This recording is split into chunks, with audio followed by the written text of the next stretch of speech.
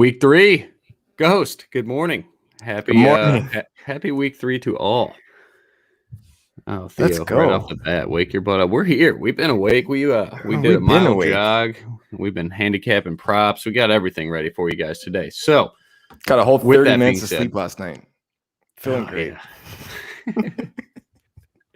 All right, let's get after it. Happy week 3 to everybody. I'm thoroughly excited for the slate. Not only do we get to see the starting debut of first-round pick Justin Fields for the Chicago Bears, who I am heavily invested in, and it scares the living daylights out of me. And then we get Russell. We get to see Alexander Madison, Dalvin Cook ruled out. I think there's a couple other injury things that we'll go over. And again, when you guys see the inactives, help us out because we are on a different planet when we are on this show, away from the outside world. But Ghost, let's get after it. Let's start with Chicago, Cleveland. I think we got a total right around the 44-point range. Honestly, that's usually a game that I stay away from, but Justin Fields is 5,200 on DraftKings. I think he's 6,200 on FanDuel. You're the FanDuel guy, but let's just get the elephant in the room here. Are you playing Justin Fields just because, it's savings, and I'll actually go into his actual projection here on the 80 model. But what are your thoughts overall on Justin Fields' starting debut here? I like it. He is going to be my cash quarterback. That's 100% for sure. I'm pretty sure he's going to be yours as well. Correct me if I'm wrong. But you know what? I like playing Justin Fields today, and the main reason why is because you can run a Justin Fields lineup naked. You don't have to pair him necessarily with Allen Robinson. You don't have to pair him with any of these pass catchers. And he just gives you that salary relief to load up on all these games that we want to stack, mostly at 3 p.m. your time, 4 p.m. Eastern.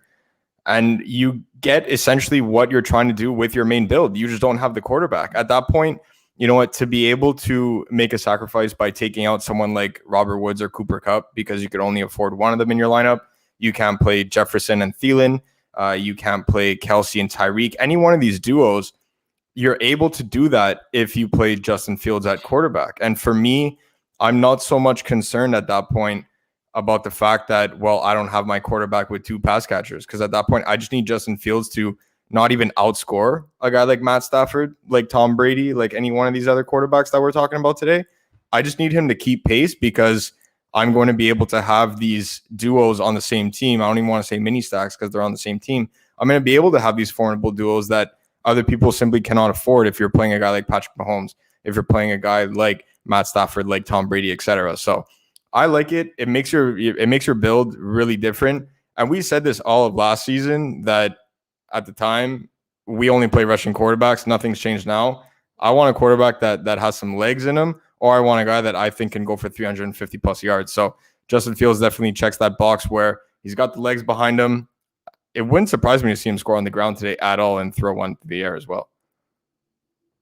Yeah, so that's the thing for me. I'm cool if you want to pair him with Allen Robinson. Seems like he's got a really good rapport with Darnell Mooney as well, who's pretty cheap. I think he 4,300 on DraftKings. But exactly what Ghost said, I'm not, usually we preach stacking, everything like that. But for me, Fields is an avenue for me to stack other games. So let's just say, the 3 favorite games that I like, I'm sure everybody likes them. It's going to be LA and Kansas City, LA and Tampa, and Minnesota, Seattle. Those are the 3 games that I absolutely love. And Fields allows me to go Justin Fields. And then it's all right, I want to build a little, I want a piece of the Chargers. I want a piece of Kansas City, because if that game shoots up, if I have a piece on both sides of that game, my lineup's just going to keep growing. So, I could say I want Eckler and I want Travis Kelsey. Well, that's probably going to be a little too expensive, but with Fields, you could do that.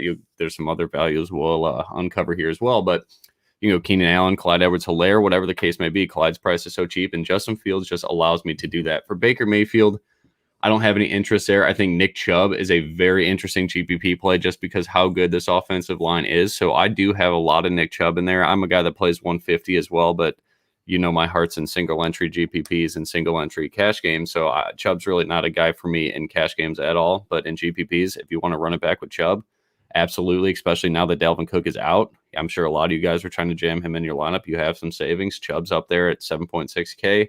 He's more of a FanDuel guy for me just because the pass catching's not there, but this dude can go for 102 scores like it's nothing. Similar why we loved Derrick Henry last week.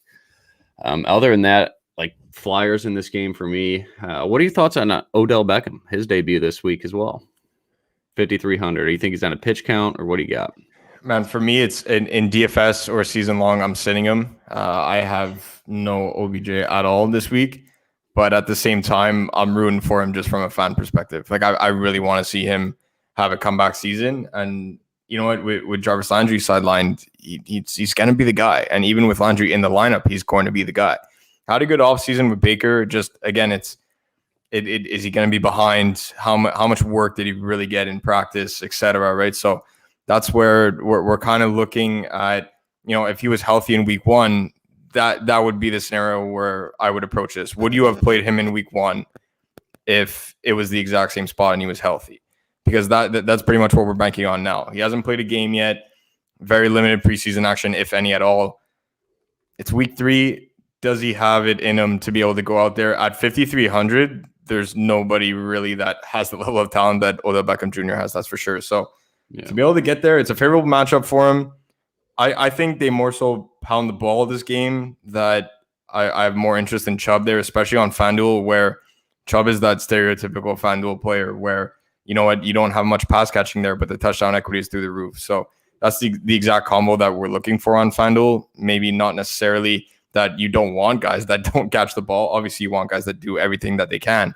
But at the same time, it's that if someone doesn't catch the ball, you want them to have that extremely high touchdown equity, and that's exactly what Nick Chubb gives us. So if I were to play a Brown today, it would be Nick Chubb. I'm not touching this game at all outside of Justin Fields, but a flyer on OBJ, I can really get down with it because this is a guy that can go for 102 scores on any given Sunday. Yeah, I'll give a quick honorable mention to David Njoku as well. I don't know why I like him. If you just look at the air yards, his average depth of target right now is 16 yards. So without Jarvis Landry, it seems like he gets a little bit of a bump up, but that is disgusting. And also, everybody thinks I look nice. I'm wearing a collared shirt. I'm wearing these Zumba sweatpants. Like, you could fit 3 of me in these things. So, oh my gosh, I'm going business on top, party on the bottom. So don't. I have to tell John to clip that after. That is iconic. That is iconic. I walked by my fiance this morning. She said, "What in the fuck are you wearing?"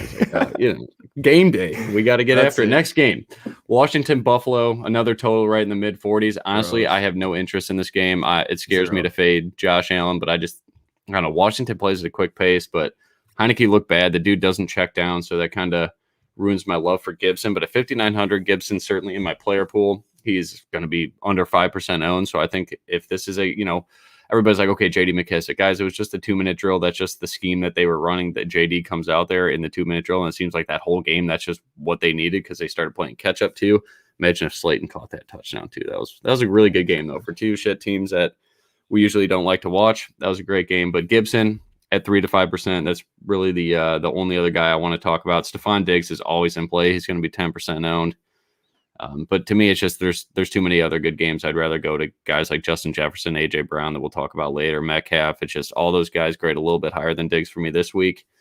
But thoughts on Antonio Gibson at that low of ownership and that price? I thought he would be like heavy chalk and like a cash game play, but the way that this slate's breaking out, no one's on Gibson. Do you have any love for Antonio Gibson against a Buffalo defense that actually is extremely good right now? 3rd against the pass in DVOA and 7th against the rush in DVOA. You want to mess with that at all or no?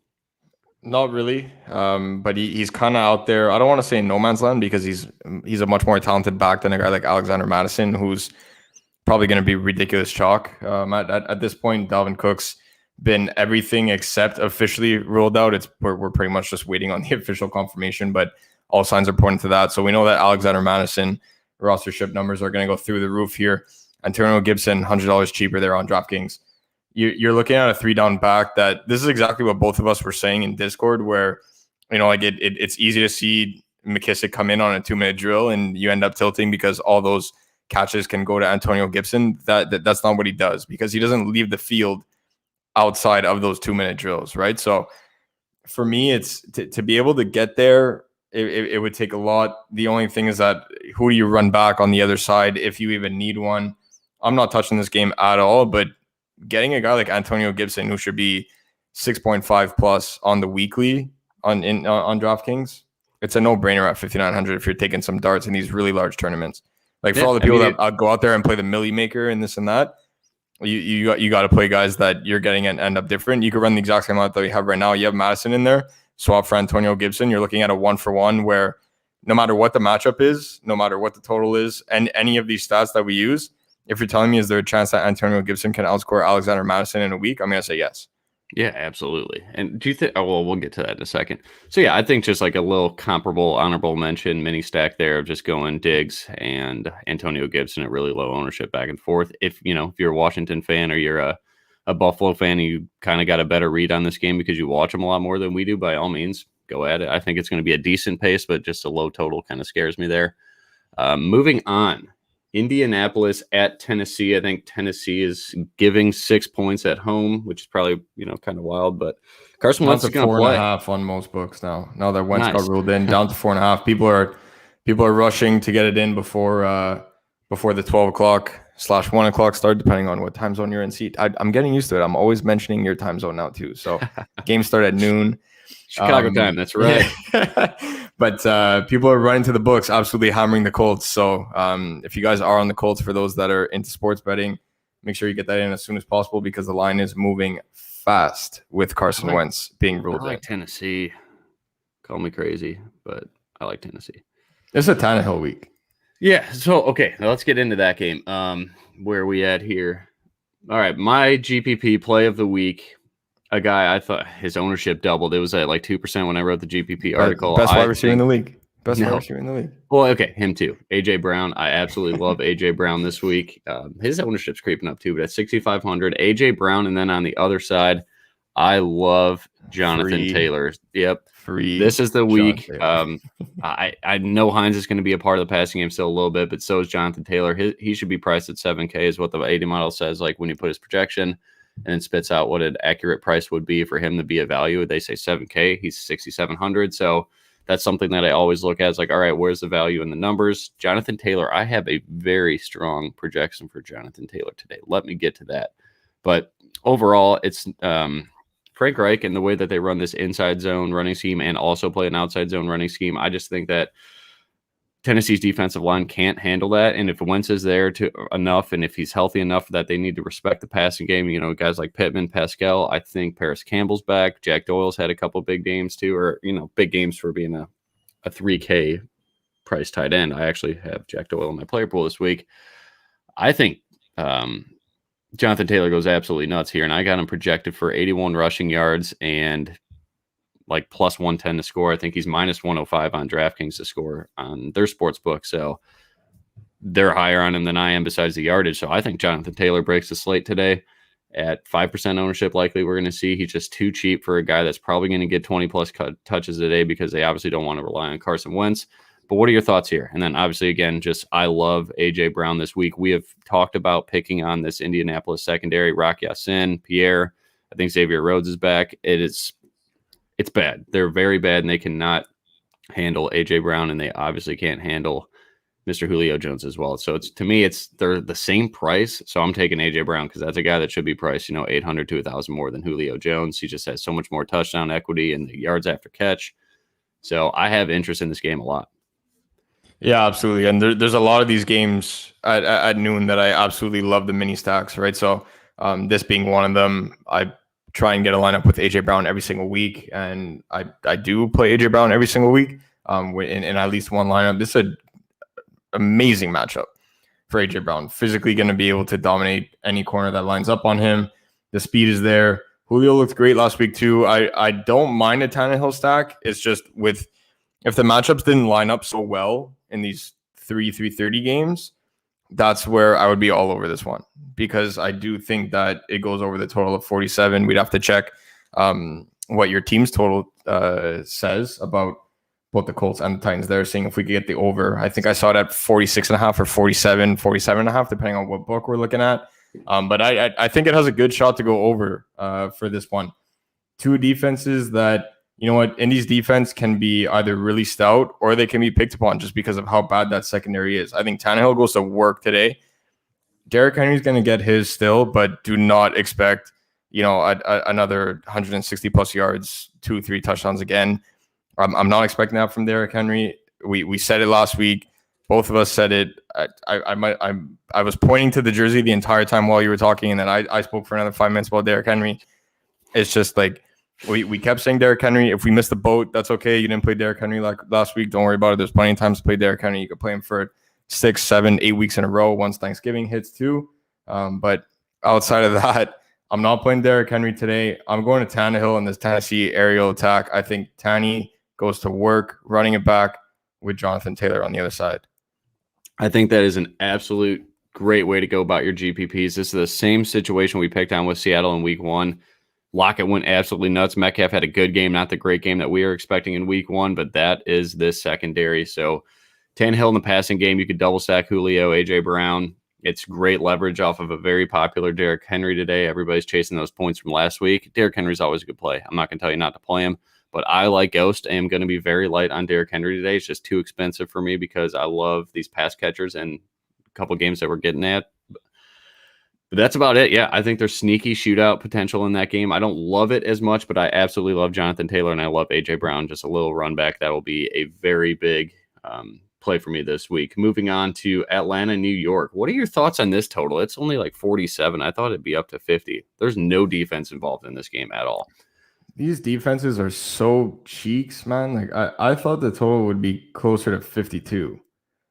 Like it came in really low, but at the same time, like I don't know. I thought the week 1 total was really low when Atlanta played the Eagles and Matt Ryan was playing with a blindfold on. So like, yeah, he was inept. Like if he does that again today, the game might not even hit 35. So like it really depends what kind of Matt Ryan comes out today. Man, Ridley and Pitts are going to get absolutely peppered with targets today. Like the volume is going to be there. My only concern is if the efficiency is going to be there. I don't know which Matt Ryan we're going to get today. Like, did this guy chug a ball of Don Julio before he takes the field at noon? Like, I don't know. Been there. That's the thing where it's like at 5,400, you're getting a guy that's likely going to throw the ball close to, if not 40 times today. And with everyone playing Saquon, Saquon's in a great spot. I don't know what FanDuel was doing with his price this week. You need to have Saquon in your lineup. I don't care if he doesn't score. I don't care if he does and puts up 4 points. You can victory lap if he does bad and you faded him, and you can be mad if you played him and he doesn't do well. Like 6K Saquon, like last season he was at 8,800 plus every single week. And he's a top 5 back in the league. You need to play Saquon at 6K. That is the absolute free square of the week on FanDuel. And I'll even give an honorable mention to DK Metcalf as well at wide receiver. But we'll get to that game in a little bit.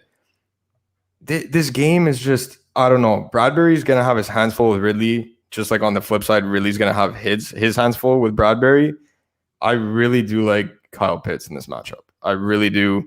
Being able to line up on the outside, favorable matchup against these Giants linebackers. I don't know. I can't really get a read on this game. I don't mind a mini stack because I want to play Saquon. And for me, I end up running a 1-1 on each side of the ball. And I always go back to Pitts. I always go back to Pitts every time. And Russell Gage is out. That's the Pitts thing. And like Pitts is playing who else are receiver you? Yeah, like who, like for those that are like really into the, again, like the Millie Maker lineups, and you're looking at these 3K wide receiver punts, who's going to be that guy at 0.1% rostered that ends up getting a touchdown, whatever. We end up having fun with it as DFS. We're in it to make money, but you also have to have fun. So you want to throw $20 into the Millie Maker and play a guy like that, go for it. Like these guys like Christian Blake and Zacchaeus and this and that, to me, they're irrelevant today. They are completely irrelevant.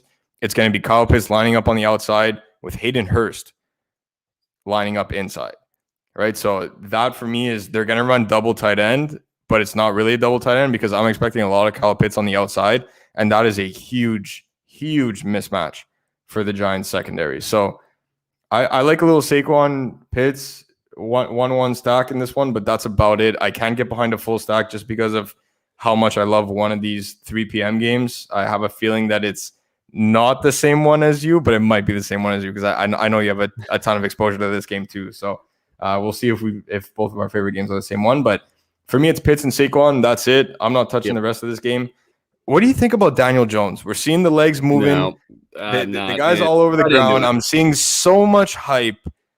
And then I remember that he plays for a team that's in New York, and New York athletes just, I don't know. It never pans out. Their teams all suck. Sorry, Jay. Like New York just has terrible sports franchises. But I like what do you think about Daniel Jones? What do you I'm think out about on Daniel Jones? Jones. I'm out on it, which is kind of ironic too, because I really like to watch DMPs and how much he blitzes the corners and everything. Exactly why we like Hurts in week 1. I just think that New York just sit in the pocket. They're going to ride Saquon. The guy had an 84% snap share last week. Saquon is back. He's an absolute cash game staple. Play him in cash games. I like him in tournaments too. It's just he shouldn't be that low price. I guess it makes sense that we haven't seen a full workload till last week, but he looked damn good last week. I'm all about it. Do not play Cordero Patterson. Like, don't do that. Don't play anybody else in this game unless it's Ridley. Sterling Shepard's cheap. I'm cool with that. Depends on what they do with Galladay. Galladay is a guy that could be in a millionaire maker lineup again against this secondary. Anything is possible, and Galladay has a ton of air yards. So if you like this game for like a sneaky shootout, definitely keep Galladay in your player pool. Shepard's more of a slot guy for me a little bit, but he's actually moving out wide now. If Galladay's out, he moves out wide, and I do not like Shepard if that's the case. But fun fact here about Kyle Pitts. So Russell Gage is out. Everybody's like, okay, Zacchaeus and what all these other Russell Blake. Like, don't do that at all. It gives a bump up to Ridley a little bit. He's going to see Bradbury in coverage, but Bradbury can't handle just excellent route runners. You saw Terry McLaurin eat him up last week. That's what's going to happen. But fun fact here for Kyle Pitts, he is not a tight end. You are getting a wide receiver 1.5 this week at $49K on DraftKings. And very low ownership. Everybody played in week 1. His price went up last week against Tampa. I loved him last week. I think he hit for 12 or 13 points. Nothing crazy. He's going to find the box. No touchdown either. Yeah, and his price went down. Hit 13 with no touchdown. He went 7 for 75 or something. Exactly. Like here's the thing. Kyle Pitts does not block at all. His pass blocking rate is 4%, which is right behind Travis Kelce and Darren Waller. And guess who lines out wide at tight end? The most in the NFL is Travis Kelce. Second in the NFL right now is Kyle Pitts. That was with Russell Gage playing. That outside rate is going to explode this week. I think it's going to be 30 to 40%. He'll be in the slot the other 30 to 40% time, and then he'll probably miss a couple snaps to when Hayden Hurst comes out there to run block. But Kyle Pitts is a wide receiver at 4,900 today. Absolutely lock him in. You can play him in cash. You can play him in GPP. I'll have him everywhere. And let's move on. LA, Kansas City. Who is not in play in this game? Like, do we need to talk about it? You guys should absolutely know that the Kansas City offense is fail-proof. They just don't bust. You know, they bust when Mahomes throws for 2 touchdowns and 300 yards, but because we're expecting 350 and 4. Love this game. Stack it up as many ways you can. Stack it all day. Justin Herbert's ownership should be at 15%. Somehow that's at 5 to 6. That makes absolutely no sense at 6.5K. Play him. Eckler's price is kind of high, but his ownership's pretty high up there as well. He's good for cash. Clyde Edwards-Helaire, he's going to be very popular. I'm a little nervous on Clyde Edwards-Helaire. I'll play him in cash maybe. He's not going to be in my actual cash lineup, but like more like 100 field, 100-man single entry GPP. I may play him just for the savings. Keenan Allen's one of my favorite wide receivers on the slate. How is he not 30% owned on DraftKings at 6.6K? Cooper Kupp's at that percentage. I know Cooper Kupp blew up last week, but how are people more confident going to Cooper Kupp?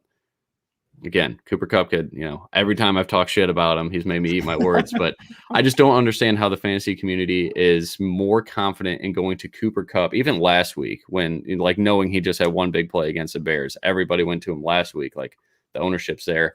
But Keenan Allen is priced cheaper than he was last week.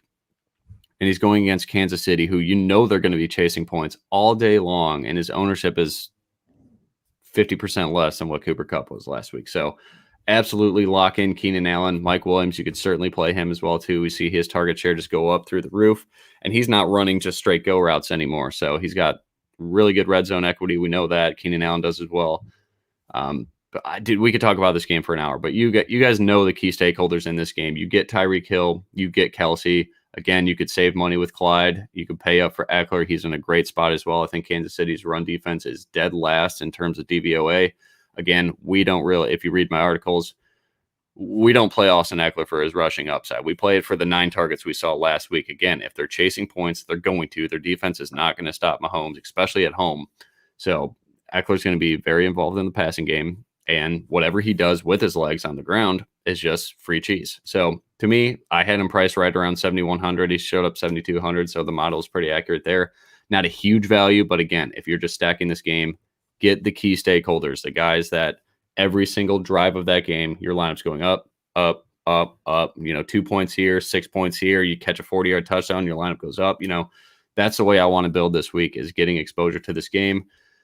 And any thoughts on that? I mean, I guess punt plays, you could play Jared Cook. He's in a good spot. I'm not touching Jalen Guyton, Byron Pringle, Josh Palmer, KJ Hill, Kemp, any of those guys. I do like Mecole Hardman because 80% snap share.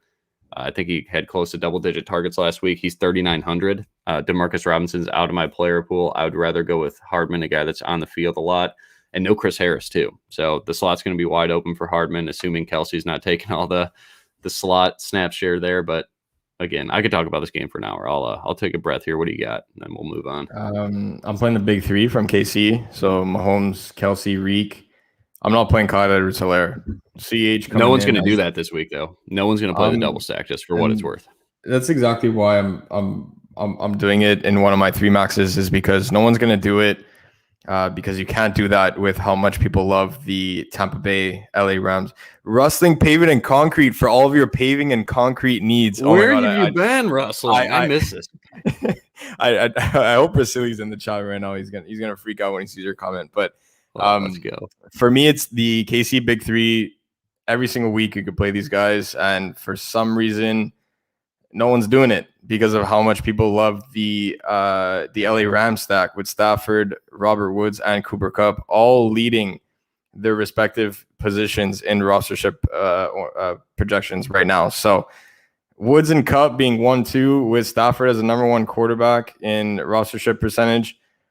I get it. We're going to talk about that game later on. For me, it's, you can't really compare 1 for 1 because salaries are way different. But man, to be able to get that trio at an aggregate ownership of a third of what it should be, it's a no-brainer for me. I'm not playing any Clyde Edwards-Helaire at all.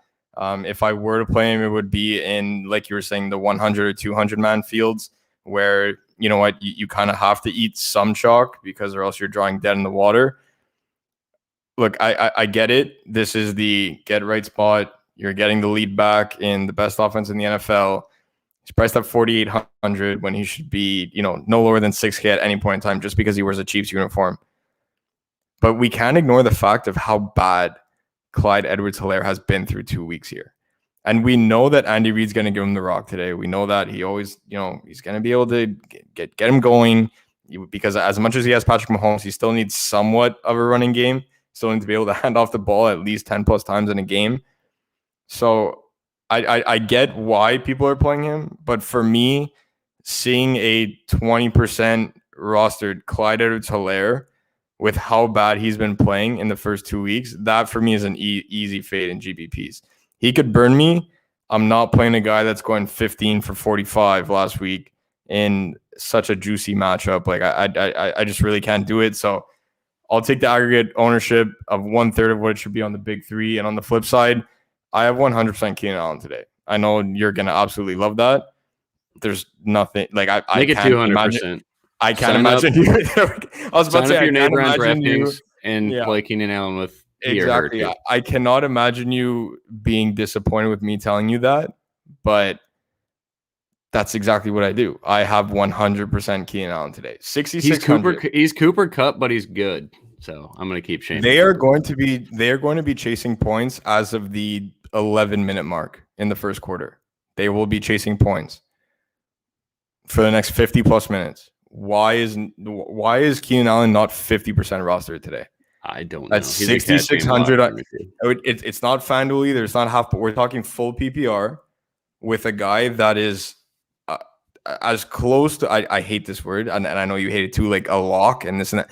He's as close to a lock of getting the 100-yard bonus on DraftKings as anybody on the slate any single week. Yep. And he's 6,600 and nobody's playing him. I have 100% Keenan Allen today, and if that burns me, I'm going to sleep like a baby. Because the only way it burns you is injury, and that can happen to anybody. He's going to get 15 targets today, and they're going to be chasing points for 50 minutes.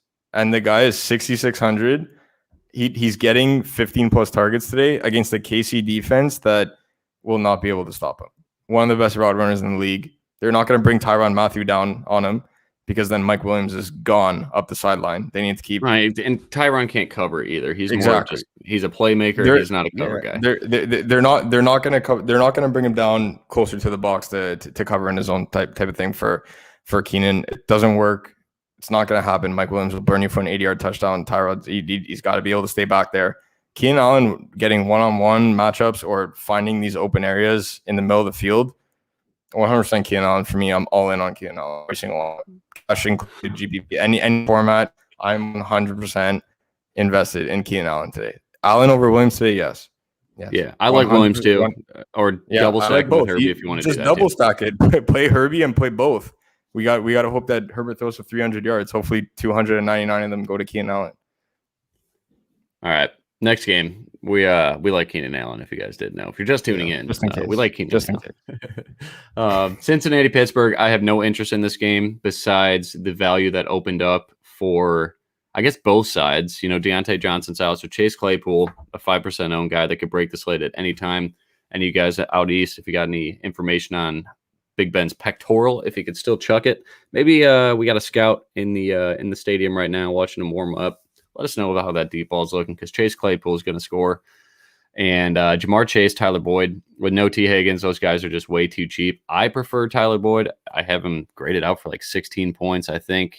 Jamar Chase grades out just a little bit higher, but if you go points per dollar, the value there is on Boyd, but both these guys are in a great spot. I just think Joe Burrow's going to get sacked like 6 times. Mixon's out of my player pool. It's not a guy for me this week. Najee Harris, I think, is interesting. I know their running scheme's terrible, but in Cincinnati's D-line's actually been really good. They shut down Dalvin Cook. The first 2 weeks. And they shut down Dave Montgomery, if that's something to clout about. We'll give it to them. But yeah, I mean, there's just a ton of value in this game. Again, when you're paying up for KC, you're paying up for LA, you're paying up for these games in the afternoon we'll talk about in a second. Guys like Tyler Boyd offer a lot of relief. Guys like Chase Claypool offer a lot of upside. Juju at 6K, I'm not going to play him for me, and then, you know, Jamar Chase, 5,400. A lot of value there, a lot of touchdown equity. You know how much Joe Burrow loves this dude. Guy runs deep routes too, and I think Joe Hayden is out. I thought he was looking doubtful, but if anybody's got news on that, that would just be, you know. There's a lot of injuries in this game. All right, Nick, I need your help. Let's see here. Michael Pittman, it's him or Lat Murray. Yeah, Pittman for me. I mean, it depends what you're looking for. I got Lat Murray to score a touchdown. I got him for like 9 points. Pittman could certainly go for 4 points, but he can go for 15. So depending how your matchup looks, I'm assuming this is season long. Upsides Pittman, the floor would be Lat Murray by nose. Moving on, Baltimore, Detroit. I mean, this is the absolute nuts matchup for anybody. I believe Baltimore has the second highest implied T total on this slate, right behind KC. It's such a good matchup, but I just don't see how Detroit pushes it. I mean, Baltimore's defense not good. Like, everybody thinks of them, okay, like on DraftKings, like, oh, Baltimore's affordable. They're a really good defense. That's really not the case anymore. They got a lot of guys hurt. Marcus Peters is out. I think the D-line's missing a guy too, and a linebacker's out today as well. I should have had that all written down, but my bad. Do you have any love in Lamar? This is one of my scary fades. Is him and Kyler? I am not going to play, and that's how I bust. Like I always talk about, what is your lineup's path to success? What is your path to failure? You're gonna have a Kyler lineup Field's by the path time to we get success. You're gonna have a Kyler lineup by the time you get. All right, but I love Mark Andrews at 5K. That's just way too cheap. A guy, if I'm not playing Pitts, because I don't want 100% Pitts, I want like 60% Pitts. I'll probably go 20% Andrews, you know, be right at 10% on the field with Kelsey. He's just so damn expensive, but it's Travis Kelsey. And then if Hawkinson, 15% ownership, he's a cash play for me. I'll have him in my cash lineup, I think, my new addition this morning. But thoughts on this game? Hollywood Brown's in a great spot. Sammy Watkins is just overpriced, but Hollywood Brown could break this slate too. So, like, keep an eye on this game. If you guys like it, by all means, play it. But Ghost, go ahead. So when I was saying that I love mini stacks from these 12 p.m. games, this is one of my most utilized mini stacks with TJ Hawkinson on the Detroit side. That's the only line that I'm playing today. If you want to play Swift, I mean, running back is really not that loaded today. I know that it seems to be with Clyde Edwards-Helaire at 4,800, and you have some guys that are underpriced and et cetera, but it's actually pretty thin today. So for me, getting Swift into your lineup, you could definitely do a lot worse. If you're not playing Hawkinson, don't play them together. But for me, it's Hawk all day. That's the only line that I'm playing. And on the Baltimore side, I will have some lineups where, similarly to where I'm playing Justin Fields, with no pass catchers, I'm also going to play Lamar in a naked lineup as well, where I'm kind of taking that contrary route, going all the way up to quarterback, and I can be able to not have to worry about who I'm pairing him with, etc. If I'm pairing him with anybody, it's Hollywood Brown. He's looked amazing through 2 weeks. That ankle worries me, though, a little bit. I need to be able to get confirmation that his ankle is good to go. And even if he's dressing, I still need confirmation that his ankle is actually good to go. Not that, he's dressing and then Lamar's going to rush for 100 yards. So at that point, that's why I'm playing Lamar naked. Who's your favorite run back? Is it going to be Cephas at 39? Yeah, is it Cephas? Cephas Hawk has the absolute nuts matchup at the position this week, I think. Again, I've heard a lot of people say that, and I've heard other people on XM radio say the exact same thing that I'm going to say. The tight end numbers against Baltimore are terrible because they played Darren Waller and they played Travis Kelce. Hawkins is probably number 3 in that pecking order too. Like, they just come to tight end murderers row right off the bat of the NFL. That's it. Like, these guys are literally going down our season long rankings and just getting one after another. But for me, it's not so much their stats right now. It's just more about their scheme. The way that Patrick Queen is playing right now, he's so invested in stopping the run and getting to the quarterback, where he's not really looking to drop back into coverage. So for me, Hawk's going to be able to have those open lanes right in the middle of the field. They're not going to line up Marlon Humphrey on him, that's for sure. And he's not going to be able to see anyone else other than linebackers or nickel corners. So for me, it's Hawk all day. Goff really trusts him. He's absolutely peppering him with targets. Why target Marlon Humphrey at all, let alone with a guy like Cephas? Right. So I don't really think Goff really looks that way. It might be his second or third read. Hawk is going to be his first read on every single drive, and they're going to be chasing points 5 minutes into this game. So I really like him at 5,200. He's my cash game tight end 100%. There's no way I'd change that. Just because the roster percentage is there. If I would change it for anybody, it would be Kyle Pitts. But I really do like Hawk in this spot. Just the way that Queen ends up being so invested in stopping the run or getting to the quarterback on these blitz packages, I think Hawk has the nuts matchup there. And on the Baltimore side, I talked about Lamar. I talked about Hollywood Brown. One guy to keep an eye on is Ty Williams. So I get it. He kind of fumbled, not really. Ball popped out of his arms into Devin Duvernay's hands right into the end zone last week. But Lat Murray is going to get most of the goal line carries. And obviously the same thing like what we talk about when we talk about Kyler Murray. Lamar Jackson has the highest rushing touchdown equity on this team, no doubt. But Ty Williams is still going to be able to get 12 plus touches in this game.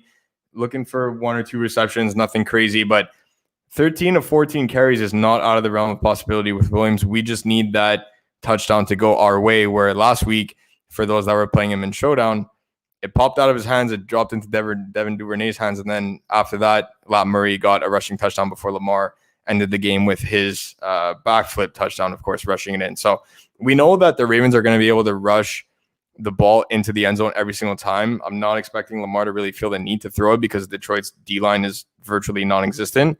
They're going to be able to run all over these guys. I think Ty Williams is a sneaky running back today at 5,800 on DraftKings.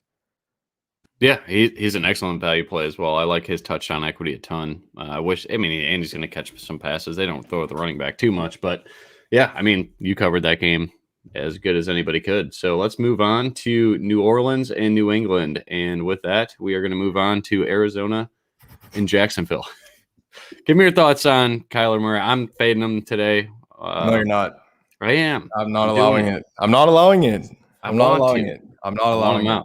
I'm not allowing it. I don't want to touch this game. I like Chase Edmonds a tiny bit at 5,700.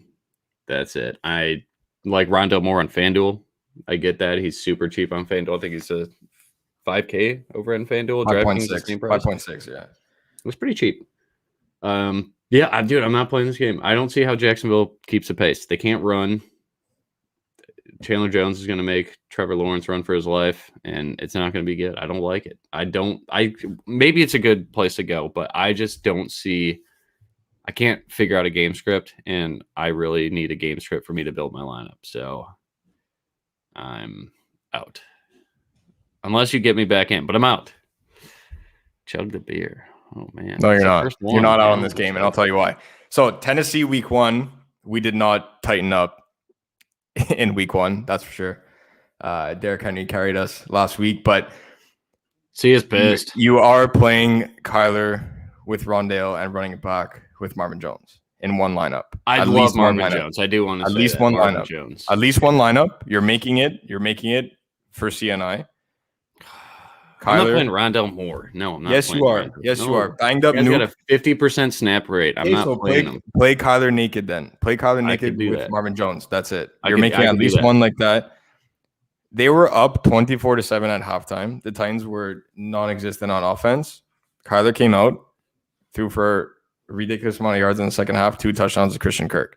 They were pedal to the metal all the way through to the last second of that game. Because Tennessee can score. Like you can't let off the throat. No, it's because their defense is so cheeks. Their defense is so cheeks that they can't let the pedal off the gas. Cheeks? Is this new? Is that a new term? Like butt cheeks? I say it on that. Yeah, exactly. I like that. That's cool. Thanks. We're bringing it to the NFL show. You say it on the NBA show all the time. So we're bringing it to the NFL show. Their defense is so bad. So bad. Like they need to be able to score. Give me Kyler. Who's playing Kyler today? No one's playing Kyler today. No one's playing Kyler. No one's playing Kyler today. I'd rather have Russ. You have right now you can make. I'm not saying he is in fact the top player in fantasy. You can make an right because I don't want to go on that. We're gonna the next 45 minutes show. We're gonna talk about who the top player in fantasy is, but you can make an argument to say that Kyler Murray through 2 weeks has been the best player in fantasy football, and no one's playing him. That's all you need to know. It's a matchup against Jacksonville. I will do one. It's a matchup against Jacksonville. You know he's rushing for 1, throwing for 3. You know he's rushing for 1 and throwing for 3. You know it. You know it, and I know it. The total's at 52. Fuck. All right, you're right. I'll do it. I'll do one. Let's move on to...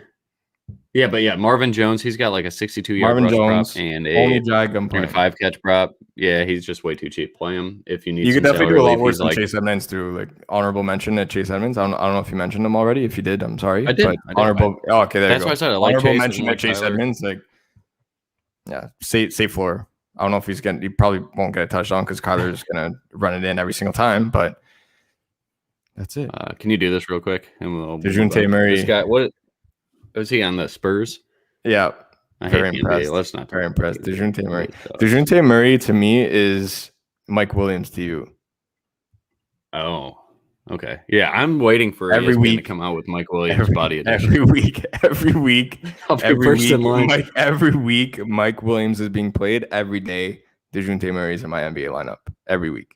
That's fair. Moving on. New York Jets, Denver. Do you have any interest in this game? I think Tevin Coleman is out. Michael Carter at 4,600, super cheap, but I do not want to mess with Denver's defense, especially when they're at home. Jets going across the country to that high altitude. Don't want it. I love Cortland Sutton. He's my boy. He's in my Dynasty League, my favorite player. Very high owned. 14% owned Cortland Sutton at 6K. I don't see any pace to this game. I don't want to touch anybody. I'll play a little bit of Javonte Williams again. I won't play Melvin Gordon. But I'll play a little bit of Javonte. I'm not touching Teddy or this passing game because I don't see how the Jets score 7 points. It was 10 earlier. If Tulok's watching right now, sorry, Tulok. I projected him to score 10 points. I am predicting him to score 6. They're going to miss the extra point because they suck. Do you like anything about this game at all? Besides Broncos defense. Where do the Jets play? What do they play? No, where do they're in what city? Technically, it's in New Jersey. So, there you go. Even worse. Next game. Next game. Sorry, Brian. Miami, Las Vegas. Darren Waller is an excellent play here, and that is it. I'm not touching anybody else, but I love the Raiders defense in this spot too at home. This defense actually looks good. That's it for me. Do you have any thoughts on this one? Darren Waller, like 5%. 5 to 10% owned. Like it's an excellent spot. We talked about all these tight ends that move out to the slot, not wide. He's number 3 compared to Kelsey and Pitts. So those are the guys I like. I don't want to talk about that game because let's get into the two hammers here. Who do you want, the GOAT first or Seattle, Minnesota? Is one of the two your favorite game of the week? I mean, Seattle, Minnesota is my favorite game of the week. Well, actually, Chargers and KC is. Let's go with my favorite game of the week is Seattle, Minnesota. So we could do that now, or we could save it for last. Whatever you want. We could talk about the chalk. Let's go to Tom Brady. LA. Talk about the Bucs real quick. I got to change hats. First time in LA for Tom Brady. So so much rostership in this game. It's disgusting. Cooper Kupp, number 1 projected rostered wide receiver of the week. Robert Woods, number 2. Matt Stafford, top quarterback. Tom Brady, number 2. Chris Godwin, number 3 wide receiver. When we say that everyone's playing this game, everyone is playing this game. And it's those 3 guys primarily. You got both Rams wide receivers. You got Chris Godwin. Mike Evans a little bit more on the lower side. Gronk is certainly in play as well. You can load up on this game any which way that you want outside of any running back. No Henderson for the Rams today, or at least it's trending that way. If anyone has confirmation on that, please drop it in the comments.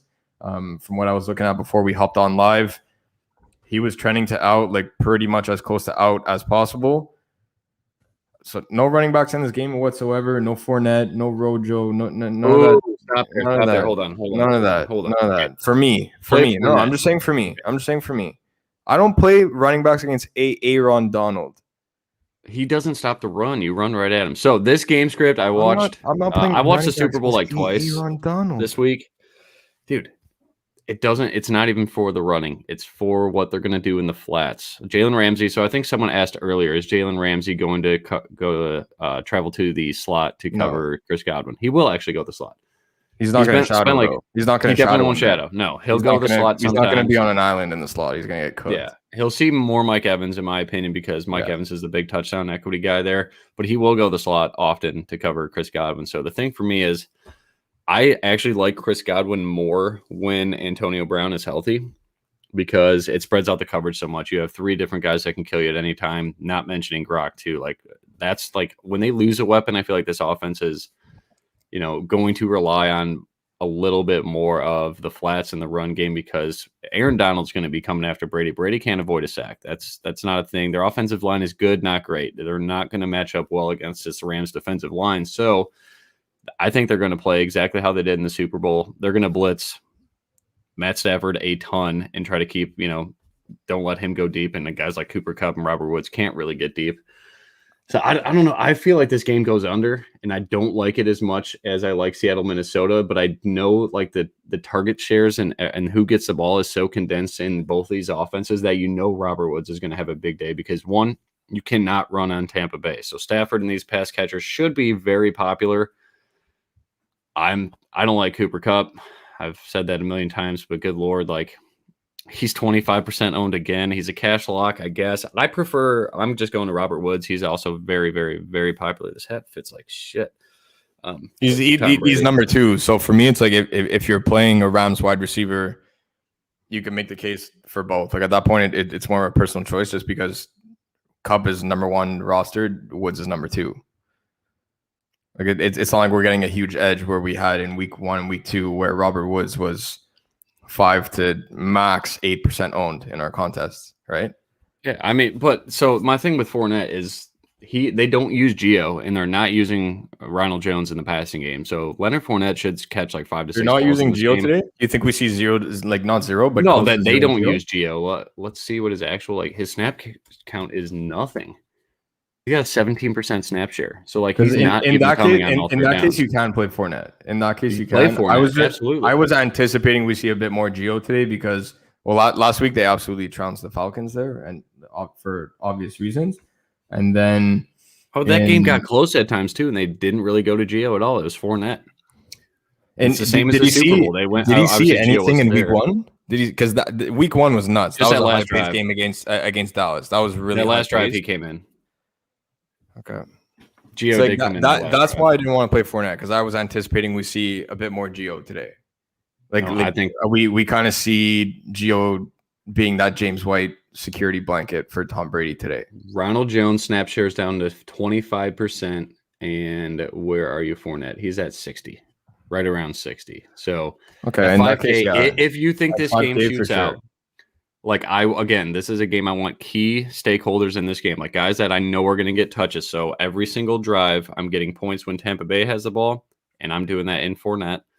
And then every other drive, I'm probably using Woods. I'll use a little bit of Cup. If you like Cup, by all means, like, how do you bench this guy? He's on fire. And then Higbee. I think Higbee's in a decent spot. A guy that was 30% owned last week. Now he's going to be right around 10. That's when I like to buy in, especially against Tampa Bay, because you could beat him with tight ends. So you have Fournette projected for more than CH, just to confirm what I was about to say. Actual on 80 mile.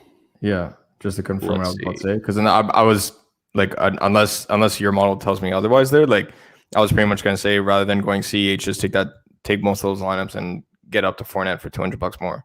They're like this, more, whatever, right at the same. I got Leonard Fournette for 14.06. I have Clyde Edwards-Helaire for 14.46.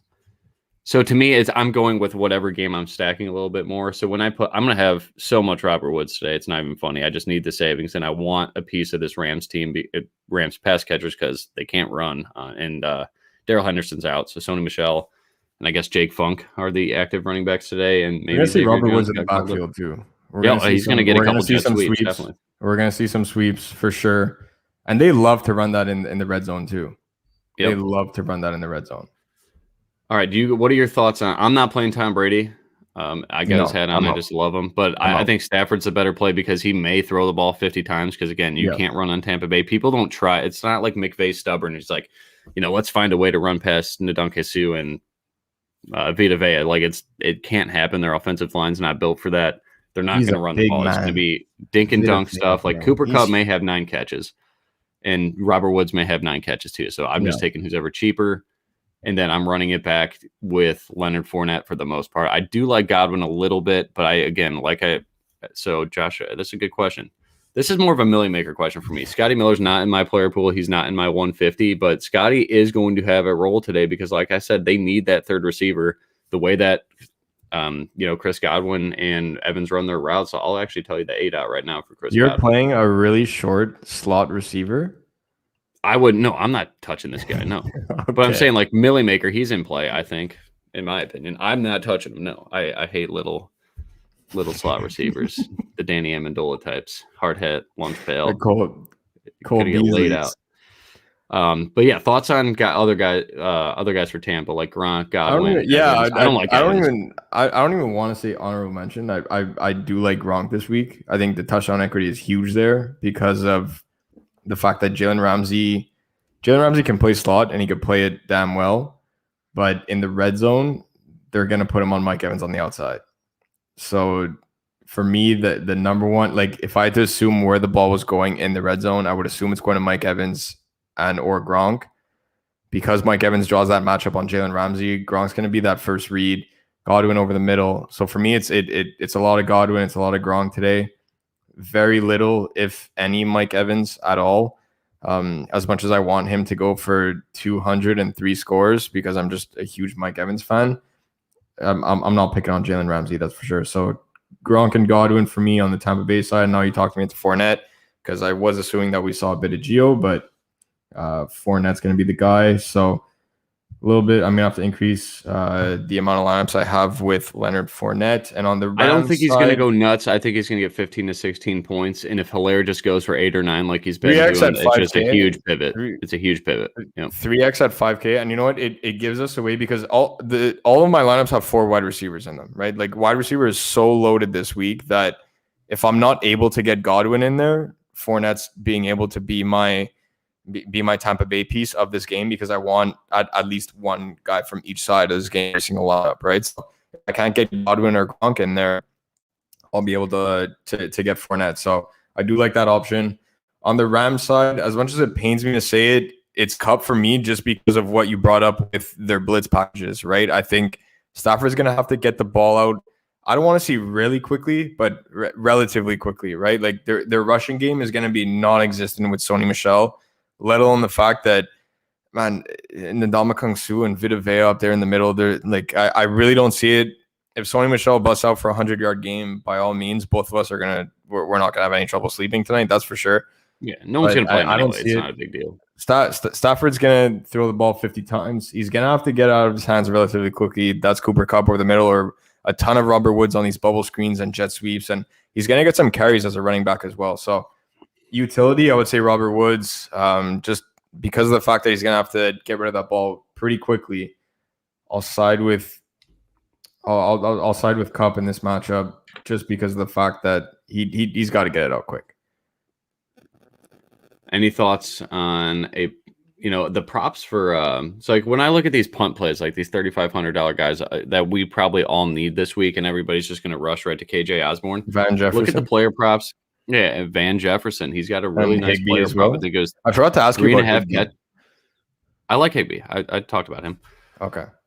I'm cool with Higbee for sure. I think if you want to just mini stack Fournette and Higbee, just again, guys that are going to get a touch every single drive of this game, and that's how your cheap exposure to this game, and then you stack Seattle, Minnesota, LA, KC, whatever you want to do, or if you're an Arizona guy today, play them.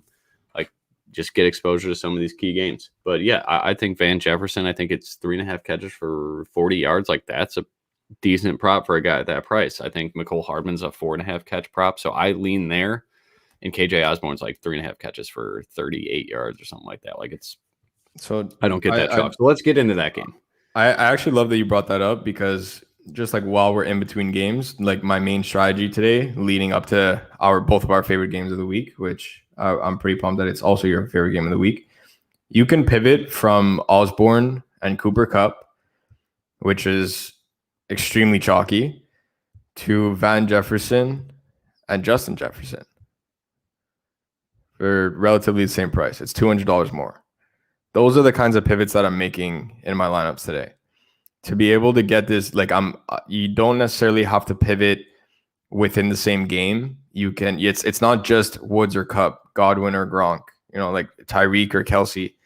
You're able to kind of use the same prices and just get different guys. So, as we're about to talk about Osborne, Van Jefferson sitting there $100 cheaper, you get that Rams wide receiver. And not only are you getting away from a chalk punt play, but you're also being able to get off a chalky Cooper Kupp by going to a guy like Jefferson or Thielen, who I love both. But we're about to talk about this game. So Seattle, Minnesota, baby. In the Dome. Seattle's a 2-point favorite. Feels chalky. Oh, we have 69 live viewers. Nice.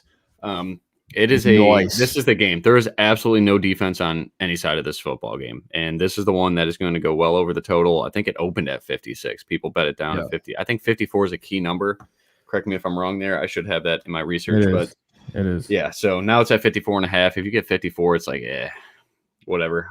But I don't see how this game doesn't go for 60-something points. The only issue I have is like, Waldron still is committed to running the football, and that's probably not Waldron as much as it's who the hell's the coach of Seattle? Why can't I think of it now? Pete Carroll. Pete Carroll? Yeah. So like Carson's gonna get his touches, but there is no one in the secondary that could hang with Tyler Lockett.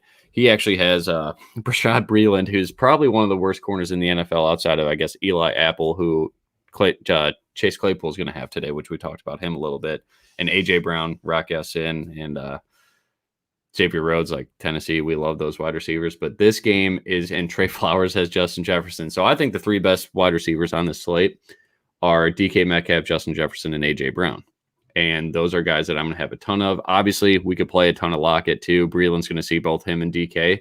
But looking at the props, the juice is heavily on the over for 5.5 catches on DK Metcalf. I actually have him projected for 6.56 catches. So I like the over there a little bit, depending on what the juice is. I think it's like minus 155. So I wouldn't touch that. But I got DK Metcalf for 93.5 receiving yards and 28% touchdown equity. That's just a monster projection. Tyler Lockett is just below that. And then Justin Jefferson on the other side. As soon as Dalvin Cook got ruled out, or is likely to get ruled out, I think people like just flocked to KJ Osborne even more. Flocked to Madison a little bit, but I don't know how DK put his price at 6K. They must have assumed that Dalvin was going to miss a game or something when they saw the injury. I think because he left the game last week, it was more of a precautionary thing that they must have. Because like DK always gets burned for like, it happened week 1 when when Trey Sermon got ruled out. Mostert was too cheap. So stuff like that happens all the time. I'm thankful that Alexander Madison's not 4,500 and we're not just forced to play him just so it doesn't kill us, I don't think Madison's a smash play here. I do love running backs against Seattle, i.e. Derrick Henry last week, but I don't know. Like, I don't see Alexander Madison getting the passing work that Dalvin Cook gets, and like that's another thing that's very important to Dalvin Cook's fantasy football floor. So Amir Abdullah was activated today. They still got CJ Ham, who lines up more as like a H-back, fullback type of thing. I think Justin Jefferson is going to have an absolute field day. I have him projected for 7.1 catches. 7.1 catches. He leads the slate for me in catches, I believe, just next to Travis Kelce and Tyreek Hill. And then DeAndre Hopkins, I think, is pretty close too. No, Hopkins is at 6. Yeah, Justin Jefferson is by far the best wide receiver in PPR formats on DraftKings for me. And FanDuel, I don't like him as much. I actually do, because Trey Flowers is going to cover him, and he cannot handle the routes that Justin Jefferson runs. I study those route trees a ton. This guy's a magician. If he has time to throw in this pocket, and Seattle's pass rush wasn't awful last week, but Tannehill had all day. He just didn't have a big touchdown game. He didn't have a touchdown, so that kind of hurt our love for Tannehill last week. But man, that's it. Like, I love this game. I'm not playing Osborne. If this dude's going to be 15% owned, I don't see it. He had one 64-yard touchdown last week. That was a broken play, and now the whole world thinks he's a star. So keep in mind, I said the same shit about Cooper Kupp in week 1, the broken play against the Bears, and everybody thinks he's a star, and then he shoves it down my throat for more points, double the points in week 2. So if you think like maybe I'm Eddie Mush on these guys that I just hate the recency bias of, it's KJ Osborne is a lock then for you. If you just want to do the opposite of whatever my like anti-recency bias take is, but that's it. I think Justin Jefferson is a smash play on the backside of my Russell Metcalf. You could double stack him with Lockett. Chris Carson's in a really good spot, more of a cash play for me. But this game is just going to go back and forth, and I want 2 guys minimum in most of my lineups, and then I want a Charger and a KC, and then I want 1 guy in Tampa, LA, or 2 guys if I can. I don't know how many roster spots that is anymore. But yeah, there's Jason, the chalk donkey. Same guy that told you to play Troutman last week is telling you to lock up Osborne. So no, don't do that. I'm a hard pass. This offense is going to run through Justin Jefferson and Thielen today, and a little bit of Madison, a little bit of Abdullah. And I will cry if Osborne scores another 60-yard touchdown, because it just can't go. But sure, can he get 3.5 catches and 40 yards and get 9-10 points? Absolutely. Yes. But I'd rather go up to Tyler Boyd, a guy that's going to get 5-6 catches, or Marvin Jones, a guy that's going to get Tyler 5-6 Boyd catches every week. Burrow to Boyd every week. Yeah, if Osborne doesn't that made score us a lot of money last season. Yeah, if Osborne doesn't score a touchdown, I'm going to break this slate open. And there you go. Keep that clip too. So I have some good news for you and everyone listening. Marlon Mack is inactive.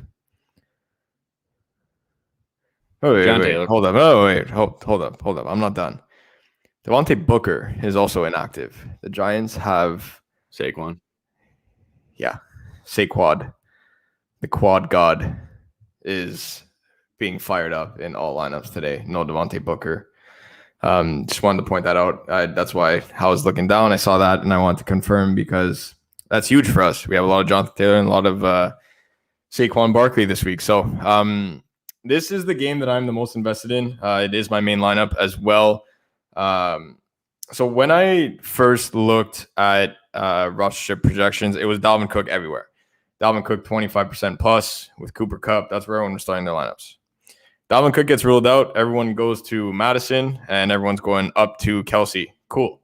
Helps my lineup even more, because I wasn't on Dal Cook, and I'm not playing a chalky Alexander Madison. Not in this lifetime. Kirk Cousins on the last year of his deal. He needs to win a game. 0-2. He's on the hot seat. Zimmer on the hot seat. This whole franchise is on the hot seat here. They cannot go 0-3, or at least they cannot look bad going 0-3. Kirk is going to go bonkers today. Russ's offense is beyond efficient. I know you've written that 3 weeks in a row, and it is 100% on point when you say that. This offense is uber efficient for the Seahawks. Minnesota is going to have to keep up. I am so invested in this aerial attack of the Vikings this week. Jefferson's gonna have a huge week. I say this when Dal Cook is in, that I absolutely love Adam Thielen for the red zone touchdown vultures. It's not going to come from a running back. It's not going to come from Kirk Cousins running it in. It's Adam Thielen inside the 5, Said that week 1, he scored twice. Said it last week, he scored again. I'm going right back to the well for a third week in a row here with Adam Thielen as well. Slightly, I don't want to say overpriced, but out of people's price range because Cooper Kupp is right there. No one's playing Adam Thielen today. No problem. I'll gladly take Adam Thielen and load up with Kirk Cousins, Justin Jefferson. I don't mind Osborne as well. I'm not team 100% fade, but again, that switch that I was saying where if you have so much ownership in the same lineup with Osborne and Cooper Kupp, you can go Van Jefferson and Justin Jefferson, and you are getting just as, if not a better duo at 1/10 of the ownership of Kupp and Osborne there. So little pivots like that is how I'm making my lineups today and my 3 maxes and etc. My single entry is going to be a Vikings aerial attack with Chris Carson on the way back. I really do like Lockett, but I just have so much invested in that Tampa Bay LA Rams offense on the wideouts where it doesn't really fit with my lineup without going Carson. I can't get Lockett in there. But now I'm going to try it as I'm thinking about it, as I'm saying it, that you kind of got me on Fournette. So maybe I'll come off the Bucks pass catcher that I had in there to be able to go to Fournette and then sneak Lockett in there as well. But that is my main lineup today. I'm 100% stocking this game. I think it hits 60 plus points, no doubt. Russ has been extremely efficient. The whole offense has through 2 weeks. No one's going to be able to guard Lockett. No one's going to be able to guard DK Metcalf. No one's going to be able to stop Carson on the ground. Justin Jefferson as well. Justin Jefferson is going to be, when everyone sees that there was a 60-yard touchdown today, they're going to think it was Osborne, and it's going to be Justin Jefferson. Damn it. Theo's playing Osborne too. What are you guys doing? Look, we're not completely talking you off him. I'm okay with it. It's just the way that you're talking him off. I'm trying to throw you a bone here. The guys. No, I mean you're getting exposure to my favorite game. So like, look, that's exactly it. If you're exposure to if you have one Viking in your lineup, we're gonna say okay, good. And if it's Osborne, look, it is what it is. We rather you do that than play a guy like Scotty Miller and be able to go up to Justin Jefferson, right? Like, absolutely, that's just what it is. So if you need a 3K punt, if you need a 3K punt and it's Osborne, I do have I have Osborne in some of my lineups as well because that's just the way it works. Is that I'm trying not to laugh at the zebra pants. Oh my god. That's just the way it works. That we're gonna be able to talk about Osborne in the very first drive. He's gonna go for a 70-yard touchdown. But look, I do. The reason why I do have some lineups with Osborne is because he has a 20% or near 20% target share through 2 weeks. He's had these big plays, but it's the same kind of routes that Justin Jefferson runs, right? And Justin Jefferson seeing double-digit targets in back-to-back weeks. Week 1, it registered as 9. He had so many drawn penalties that it was well over 10. Last week was 10 got registered. It was well over 10 just because of how many penalties this guy draws. For me, it's Jefferson. The breakout game is incoming, and Kirk is going to be launching the ball for 60 minutes. All right. Let's close it out with this. Favorite position. All right. Quarterback, Cash, and GPP. You're first. Cash, Justin Fields. Well, I feel bad. I'm taking. Well, we're both of the same one. I'm pretty sure. Cash, Justin Fields, and GPP. I just talked about Kirk Cousins for like 15 minutes. So Kirk Cousins. I'm going to be Cash, Justin Herbert, and GPP Russell Wilson, without a doubt. He's going to be the top of the GPP article every week, it seems right now. So running back, Cash. Give me 2 Cash. Actually, just no. Go 1 and then 1 GPP. 1 Cash, Saquon Barkley, yep. And 1 GPP, Chris Carson, who I'm also okay. I'm going to go, Saquon, and then Jonathan Taylor, honorable mention to Leonard Fournette, because I do think he gets to 3x value here, and it's just no one's playing him. It's a sneaky spot. Wide receiver, favorite GPP shit. I have so many. Justin Jefferson, AJ Brown, Metcalf. Let's just pair all 3 of those guys. And then Cash, it's Keenan Allen all day, and tournament Keenan Allen all day. And I think you're probably going to be the same. You like Thielen a little bit more than I do, though, don't you? I do. I have 100% Keenan Allen today. For those that didn't hear, I pretty much said that like 6 times within 20 seconds. So I'll say it one more time. I have 100% Keenan Allen today. So for Cash, That's my guy. GBP, that's my guy. But Just lock him in. Yeah, it's too cheap. So many wide receivers. Justin Jefferson, AJ Brown, every single week. He's the best player in the NFL. Oh, you're AJ right. Brown. Keenan Allen and Justin Jefferson lead the 80 model in expected receptions today. So there you go. That's it. That's all you need to hear. Those two guys. That's all you need. You could leave the rest of your spots blank to give the rest of the field a chance to catch up to you. Tight end, Cash, GPP, both Kyle Pitts for me. I'll go. I don't want to take Pitts. But Hawkinson's your Cash. I'll go Hawkinson and Cash and GPP. Yep. I'll go with Gronk. Give me Gronk. You took Pitts. I do like Pitts, but I don't want to take the same guy as you. You can. That means we're locked in. Okay, well then it's Gronk and it's Gronk as an honorable mention. Then I'll move him over to honorable mention. It's Hawk and Cash and Pitts and GBP all day.